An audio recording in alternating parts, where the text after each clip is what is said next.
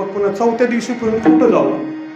तर ब्रह्महत्येला सांगितलं तुला कायमच राहण्यासाठी एक जागा आहे, जी माणसं कधीच देवाचं नाव घेत नाहीत त्याच्या बोकांडीवर बस. विठाला विठाला विठाला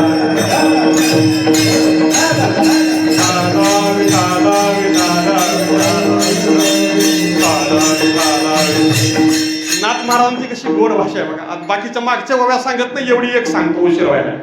नाथ महाराज असं म्हणाले, चौथी वस्ती पातिष्ठाचे ठाई, जे का विनमुख नामे पाही, नरदेहा येऊनी भुलली विषयी, अखंड वस्ती तेथे तुझी. विठाला विठाला विठाला विठाला विठाला